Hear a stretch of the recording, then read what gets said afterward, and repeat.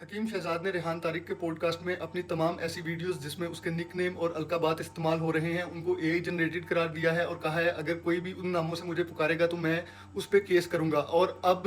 हकीम शहजाद मुल्तान कचहरी में एक वकील साहब के साथ खड़ा है और कह रहा है कि मुझे रेहान तारिक ने कहा था कि मेरे पॉडकास्ट में आओ, मैं तुम्हें 50 लाख रुपया दूंगा, लेकिन मुझे कोई रकम अदा नहीं की गई, लिहाजा मैं केस करने के लिए जा रहा हूँ। तो हकीम शहजाद को ये याद रखना चाहिए कि आम आवाम को तो धमकी दे ली और अपनी तमाम वीडियोस को एआई जनरेटेड करार दे दिया और इतने सारे बयानात भी दे दिए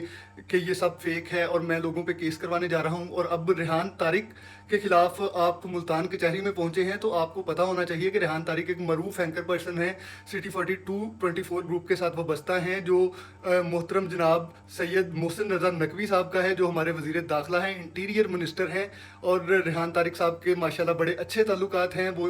मोहसिन नकवी साहब रेहान तारिक साहब के बॉस हैं, बड़े करीबी हैं। तो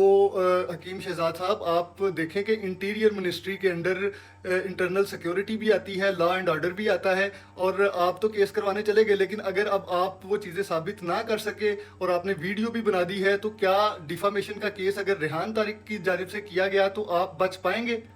इंटीरियर मिनिस्टर जब ये सारा मामला खुद देखेगा तो क्या आप जो है वो इन चीज़ों से निकल जाएंगे? आप मुबैना तौर पे खुद भी वकील हैं, तो आप ये सारी चीज़ें समझते हैं, और आपने जो हरकत की है, जो मामलात किए हैं, जिस तरह से आपने वहाँ पे गुफ्तगू की, तो वो आपके लिए शर्मिंदगी का बायस है। वो आपने सॉफ्टवेयर के बारे में भी बात की, तो आप उसको उसी चीज़ की तरफ ही लेके जाते, आप जो है वो सच बोलते, अपना बेहतर इमेज करते। आपने उसके बजाय एक और ऐसी हरकत की है कि जो आपके खिलाफ भी मुस्तकबिल में आ सकती है, अगर रेहान तारिक साहब ने डिफामेशन केस करवा दिया और आप ये सारी चीज़ें साबित ना कर सके और इंटीरियर मिनिस्टर ने खुद इस केस को सुना, तो गालबन आप जेल की सलाखों के पीछे भी जा सकते हैं, क्योंकि हद के इज़्ज़त के हक उनके पास भी मौजूद हैं।